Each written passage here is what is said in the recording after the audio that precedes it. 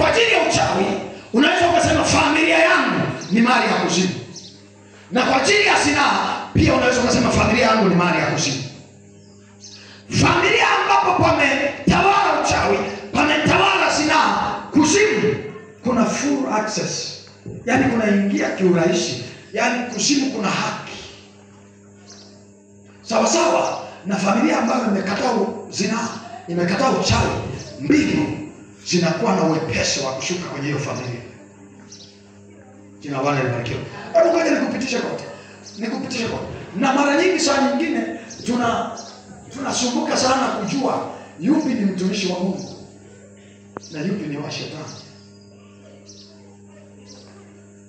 Nakwambia hakika ya Mungu wangu aliye hai, yoyote aliyejificha nyuma ya Biblia kwamba ni wa Mungu atakwepa vingine vyote, lakini kwenye haya mambo mawili hawezi kujitoa.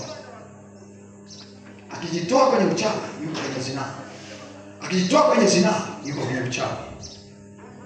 Sababu ile nguvu anayotumia inahitaji hivyo vitu viwili. Inahitaji ama zinaa iwekwe madhabahuni au uchawi uwekwe madhabahuni. Ni hivyo tu. Ni hivyo tu. Kwa sababu uchawi ni uchafu, zinaa ni uchafu, na Mungu ni mtakatifu, na anasema iweni watakatifu kama mimi nilivyo mtakatifu. Kwa hili nishuke madhabahuni penu nikiangalia nione utakatifu. Ndio maana unaweza kwa bahati mbaya ukatukana mtu na Roho wa Mungu akakuonya. Ukizini hakuonya, anaondoka. Sio kama unanielewa? Kwa bahati mbaya unaweza ukafanya kosa fulani, Mungu akakuonya. Ukifanya uchawi hakuonyi, anaondoka. Wewe si wake tena. Jifunze na uelewe. Nisomee Wafalme wa Pili sura 9 mstari wa 22. Ikawa Yoramu alipomwona Yehu. Yoramu ni mtoto wa Yezebeli. Sasa amemwona Yehu. Nafikiri nilifundisha habari ya Yehu, si ndio? Na Elisha.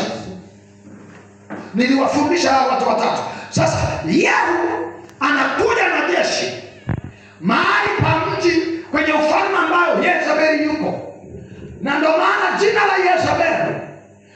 la Yezebeli maana utawala wenye nguvu ya zinaa na uchawi kwenye nafasi za uongozi. Yezebeli hakai na watu wa kawaida. Yezebeli anakaa na watu wenye nguvu ya kutawala. Lazima huyo mtu awe kiongozi.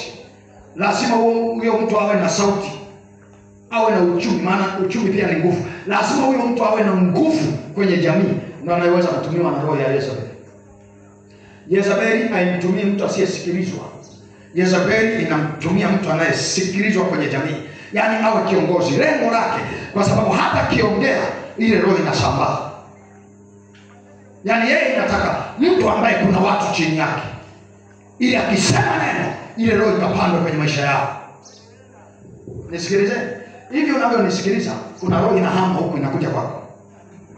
Kuna imani ukuwa nayo inapandishwa. Kuna ufahamu ukuwa nao unaongezeka. Maana yake nilichobeba kinahama.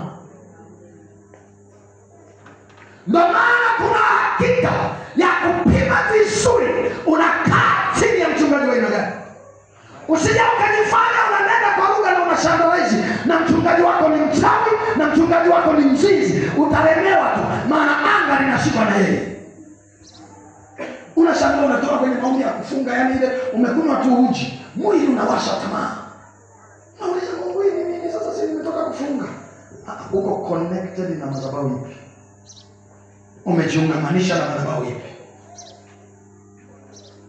Ndio maana hizo madhabahu ambazo baba wa madhabahu ni mzinzi, utakuta watoto wake wengi ni wazinzi.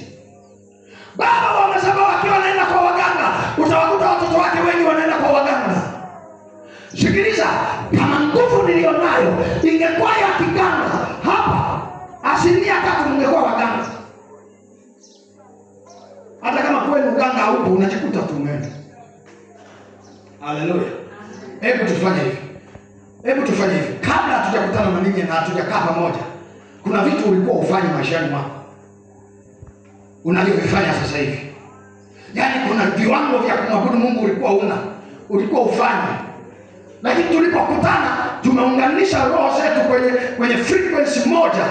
Tunajikuta wote tunapeleka mfumo mmoja. Haleluya. Sasa hapa tukianza kupiga majeshi, hatuulizani tunapiga pigaje. Ile frequency inatupeleka wote pamoja. Jina la Bwana libarikiwe. Wote pamoja.